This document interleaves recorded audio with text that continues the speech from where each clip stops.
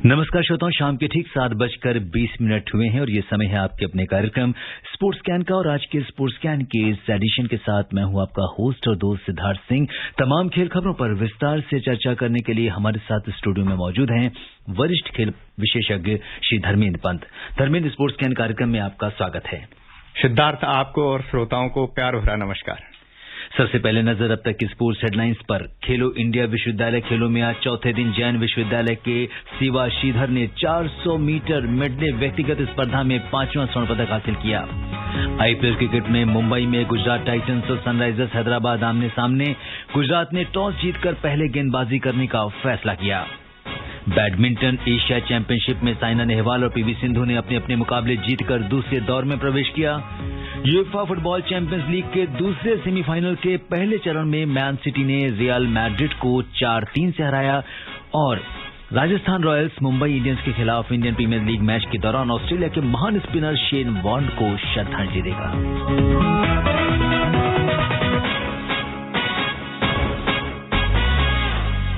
और sports scan की शुरुआत करते हैं खेलो इंडिया यूनिवर्सिटी गेम्स में, जिसमें आज चौथे दिन भारोत्तोलन में मैंगलोर विश्वविद्यालय की एना मारिया ने 87 किलोग्राम भार वर्ग में राष्ट्रीय रिकॉर्ड तोड़कर स्वर्ण पदक जीता।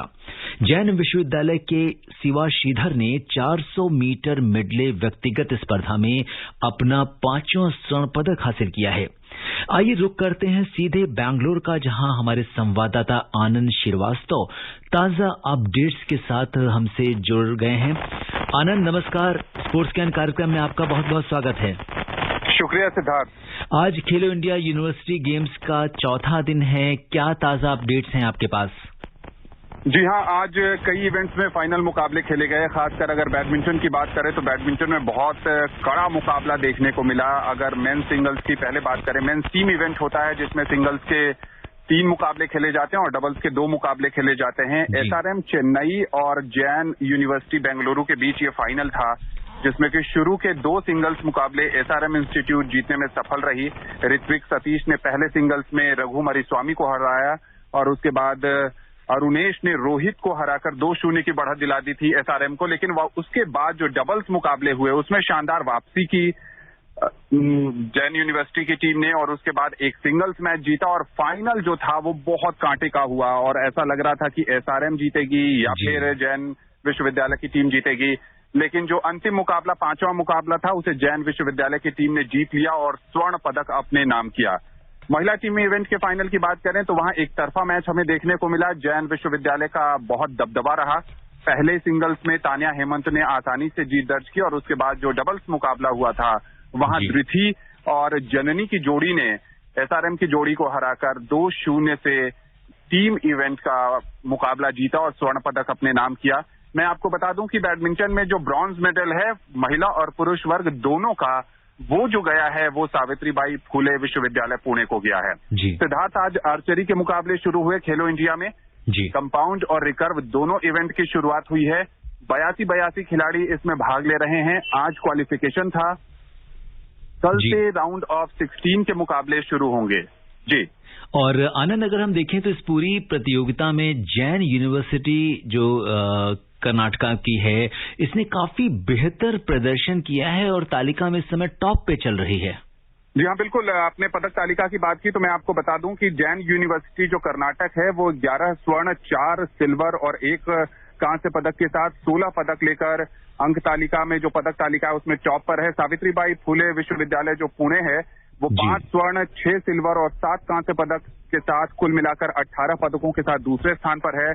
पंजाब यूनिवर्सिटी 5 स्वर्ण, 4 रजत और 5 कांस्य पदक लेकर यानी कुल मिलाकर 14 पदकों के साथ तीसरे स्थान पर है। अन्ना यूनिवर्सिटी 5 स्वर्ण, 3 सिल्वर, 2 कांस्य पदक कुल मिलाकर 10 पदक लेकर वो चौथे स्थान पर है। और यूनिवर्सिटी ऑफ मुंबई 5 स्वर्ण, 3 रजत, 2 कांस्य पदक कुल मिलाकर 10 पदक लेकर 5वें स्थान पर है। आपने जो जैन यूनिवर्सिटी की बात की सिद्धार्थ, तो पूरा एक स्पोर्टिंग कल्चर है यहाँ पर। जो मुकाबले हो रहे हैं जैन स्पोर्ट्स स्कूल में, वो मुझे लगता है कि वो पूरे भारत में इस तरह का स्पोर्ट्स एकेडमी या स्पोर्ट्स स्कूल बहुत गिने चुने हैं। बहुत अच्छी फैसिलिटीज हैं और विदेशों से भी यहाँ पर कोचेस को बुलाकर खिलाड़ियों को प्रशिक्षण दिया जाता है। तो जब आप ग्रास रूट लेवल पर ही बहुत अच्छी तैयारी करते हैं तो परिणाम तो आपको देखने को मिलेगा ही। जी और आनंद, जिस तरह से तैयारी की गई है सरकार की ओर से, खेल मंत्रालय की ओर से इस खेलो इंडिया यूनिवर्सिटी गेम्स के लिए, तो खिलाड़ियों में को सुविधाओं को लेकर, इंफ्रास्ट्रक्चर को लेकर, जो तमाम जरूरतें हैं उसको लेकर उनका क्या कहना है? जी सिद्धार्थ, यहाँ पर जो कैंपस में अलग अलग विश्वविद्यालय के खिलाड़ी रुके हुए हैं, उनसे मेरी बात हुई पिछले 3-4 दिनों में अलग अलग स्पर्धाओं के दौरान। वो कह रहे हैं कि उन्हें ऐसा महसूस ही नहीं हो रहा है कि वो घर से बाहर कहीं पर आकर रुके हुए हैं। रहने की व्यवस्था यहाँ पर हॉस्टल में की गई है, जो बॉयज और गर्ल्स हॉस्टल थे वहां भी बहुत अच्छी सुविधा उन्हें दी गई है। खाने की व्यवस्था बहुत बेहतर है, क्योंकि उत्तर भारत की बहुत सारी यूनिवर्सिटीज ने पार्टिसिपेट किया है। उन्हें ऐसा डर था, एक खिलाड़ी बता रहे थे कि मुझे लग रहा था कि बैंगलोर जाऊंगा, वहां सिर्फ दक्षिण भारतीय व्यंजन मिलेंगे, लेकिन यहाँ पर हर भारतीय व्यंजन उपलब्ध है, चाहे उत्तर भारत का हो, चाहे पश्चिम बंगाल का हो, या फिर दक्षिण भारत का हो। पंजाब से आने वाले जो खिलाड़ी हैं वो भी यहाँ के जो भोजन की व्यवस्था है उसको काफी पसंद कर रहे हैं।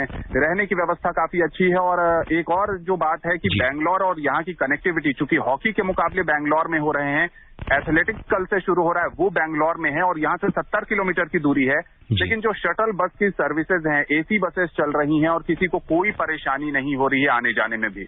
बिल्कुल। तो अगर हम देखें तो इस समय बैंगलोर में खिलाड़ियों की बाढ़ आई हुई है और पूरा मिनी इंडिया जो है वो वहां पर दिखाई दे रहा है। और जिस तरह का स्पोर्टिंग कल्चर इन इवेंट्स की वजह से पूरे देश में और पूरे स्पेशली जो हमारे बडिंग प्लेयर्स हैं उनके बीच में आया है, तो कहीं ना कहीं भारत में जो इस स्पोर्ट्स कल्चर को बढ़ाने में इसकी बहुत बड़ी भूमिका होगी। आनंद जी हाँ, बिल्कुल बहुत बड़ी भूमिका होगी, क्योंकि जिन खिलाड़ियों ने यहाँ पर पदक जीते हैं, जब उनसे बात हो रही थी तो वो कह रहे थे उनका सपना है देश के लिए खेलना। तानिया हेमंत की मैंने ये बात की, बैडमिंटन में उन्होंने स्वर्ण पदक जीता है। जब उनसे पूछा तो वो कहती हैं कि वो चाहती हैं कि राष्ट्रमंडल टीम में वो शामिल हों। अभी बहुत लंबा संघर्ष है, जो ट्रायल्स हुए थे वो भी उसमें गई थी ट्रायल्स के लिए। उन्होंने कहा कि आकर्षि कश्यप के साथ उनका मुकाबला जो था वो बहुत कांटे का रहा और जिस कारण वो शामिल नहीं हो पाई। अगले साल वो ट्राई करेंगी। सिद्धार्थ, आपने भी अपने श्रोताओं को कल के कार्यक्रम में बताया था कि जो खेलो इंडिया यूथ गेम्स हैं वो जून में आयोजित होने हैं। यहाँ पर बहुत सारे खिलाड़ी उसमें भी शामिल होंगे। तो एक के बाद एक जब आपको प्रतियोगिताएं खेलने को मिले, और खासकर कोविड महामारी के कारण जब 2 साल तक बहुत ज्यादा खेल स्पर्धाएं भारत में नहीं हुई, तब न सिर्फ खिलाड़ियों का मनोबल बढ़ता है, साथ ही साथ उनकी रैंकिंग भी सुधरती है और आने वाले टूर्नामेंट्स के लिए या राष्ट्रमंडल खेलों के लिए, एशियाई खेलों के लिए भारतीय टीम के पास एक बढ़िया पूल भी तैयार होता है। बिल्कुल आनंद, आपने बहुत सारी जानकारी हमारे लिसनर्स को दी। आपसे कहेंगे आप अपना भी बहुत बहुत ख्याल रखिएगा और कार्यक्रम स्पोर्ट्स कैन से जुड़ने के लिए और हमारे श्रोताओं को इतनी जानकारी देने के लिए आपका बहुत बहुत धन्यवाद और आभार। शुक्रिया सिद्धार्थ। और बढ़ते हैं अब अगली खबर की ओर। मुंबई में आईपीएल क्रिकेट में इस समय गुजरात टाइटंस और सनराइजर्स हैदराबाद आमने सामने हैं। गुजरात ने टॉस जीतकर पहले गेंदबाजी करने का फैसला किया है। गुजरात 7 में से 6 मैच जीतकर 12 अंक लेकर तालिका में दूसरे स्थान पर है। हैदराबाद 7 में से 5 मैच जीतकर 10 अंक के साथ तीसरे स्थान पर है। क्या कुछ होने वाला है इस पर हम चर्चा करेंगे अपने एक्सपर्ट के साथ, लेकिन पहले सुनते हैं स्पोर्ट्स डेस्क की ये रिपोर्ट।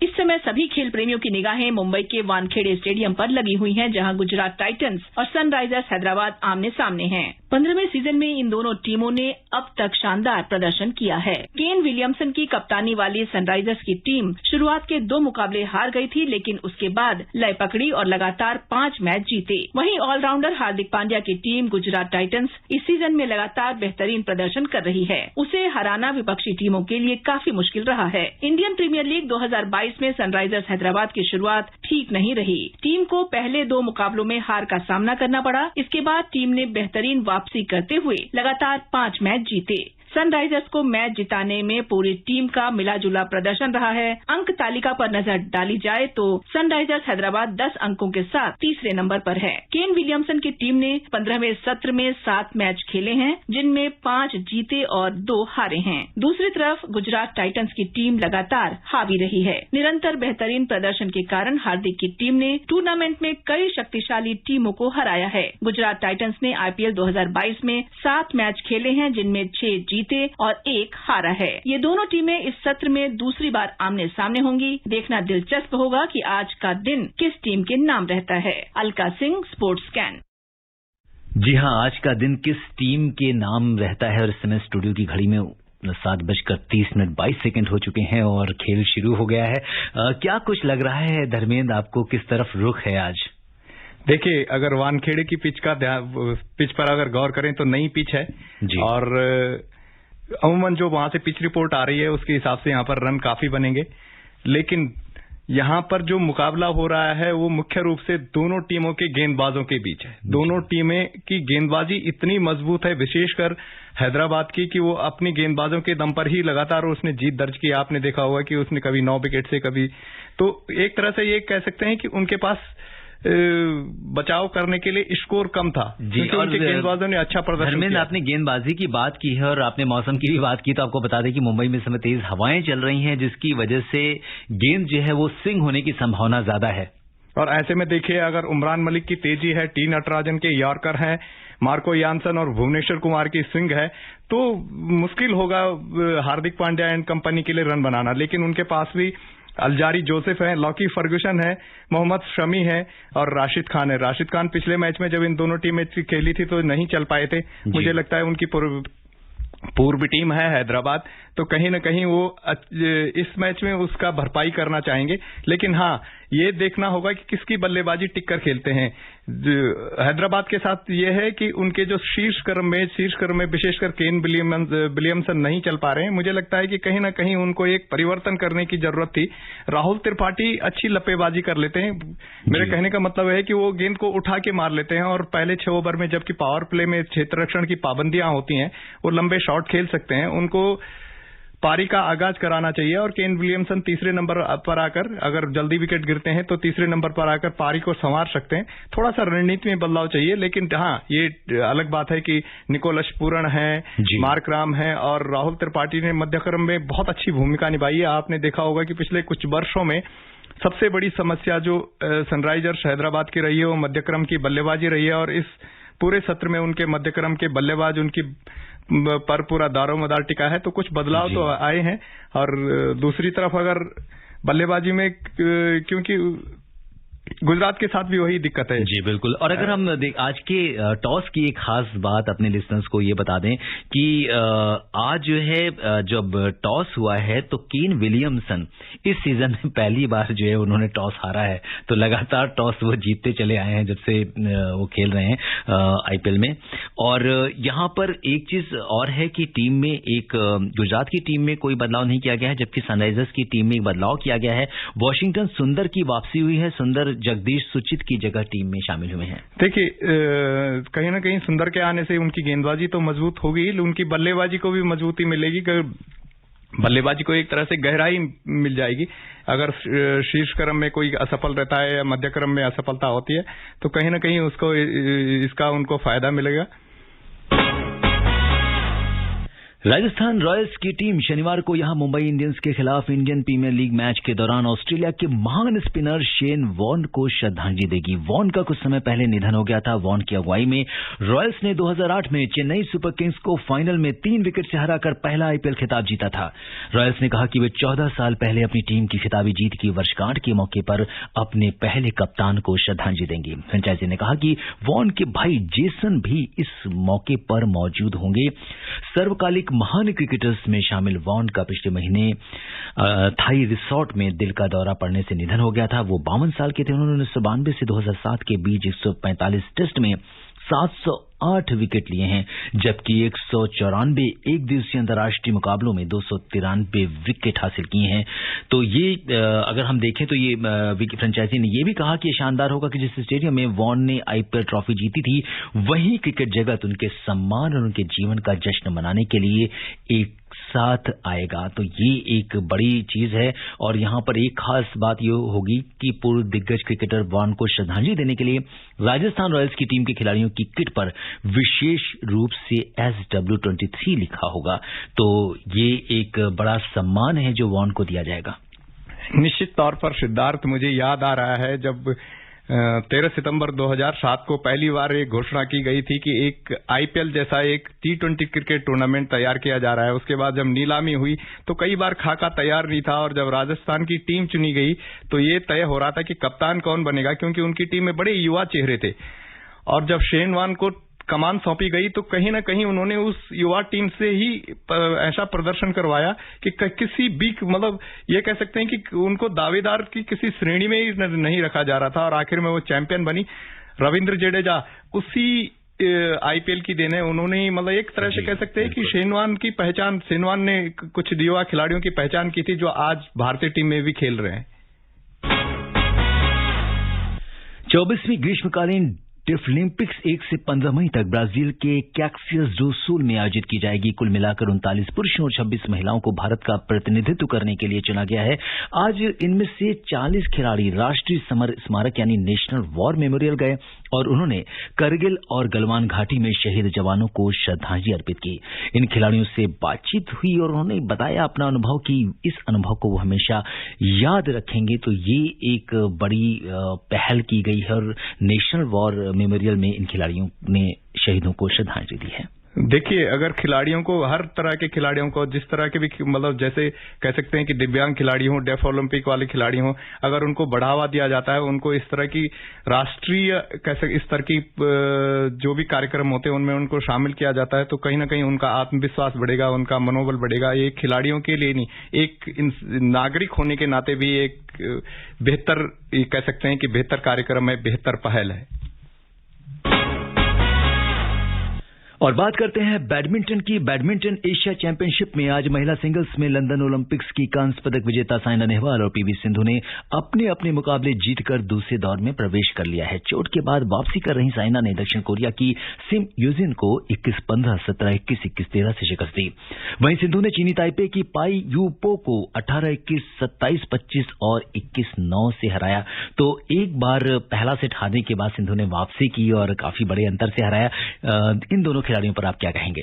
देखिए, पहले अगर साइना की बात करें तो साइना ने अभी हाल में जो आपने देखा होगा कि ट्रायल्स में भाग नहीं लिया था क्योंकि वो चोटिल थी और इस कारण वो राष्ट्रमंडल खेल, एशियाई खेल और विश्व चैंपियनशिप की टीम से, उबर कप की टीम से बाहर हो गई।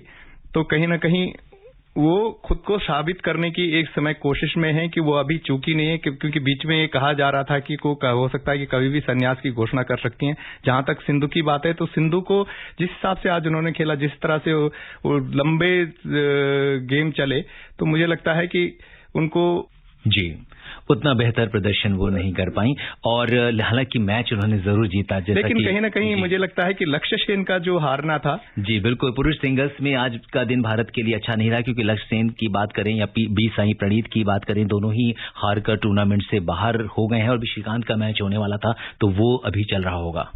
नहीं, लक्ष्य सेन की इसलिए है कि जिस हिसाब से वो खेल रहे थे, सैयद मोदी से लेकर जर्मन ओपन, ऑल इंग्लैंड में उन्होंने बहुत अच्छा प्रदर्शन किया और ये माना जा रहा था।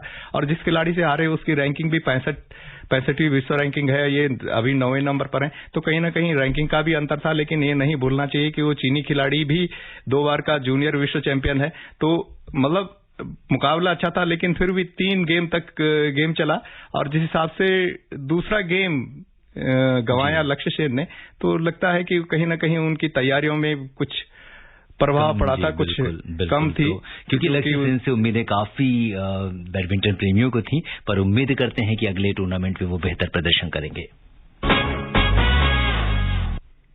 यूएफए फुटबॉल चैंपियंस लीग के दूसरे सेमीफाइनल के पहले चरण में आज मैन सिटी ने रियल मैड्रिड को 4-3 से हरा दिया है। फ्रांस के फुटबॉलर करीम बेंजेमा ने आखिरी क्षणों में पेनाल्टी पर गोल कर मैनचेस्टर सिटी से हार के बावजूद रियल मैड्रिड की हालांकि उम्मीदें जीवंत रखी हैं। श्रोताओं, अब समय अनुमति नहीं दे रहा है कि हम कुछ और खेल खबरों पर चर्चा करें। धर्मेंद्र, आप हमारे स्टूडियो में तमाम खेल खबरों पर आपने हमसे चर्चा की, आपका बहुत बहुत धन्यवाद और आभार। श्रोताओं, स्पोर्ट्स कैन में आज के लिए बस इतना ही। अगर आप इस कार्यक्रम को दोबारा सुनना चाहते हैं तो आप लॉग ऑन कर सकते हैं हमारी वेबसाइट newsonair.nic.in पर। कल शाम 7:20 पर दोबारा मुलाकात के वादे के साथ इजाजत दीजिए अपने होस्ट और दोस्त सिद्धार्थ सिंह को। तब तक के लिए नमस्कार, शुभ रात्रि।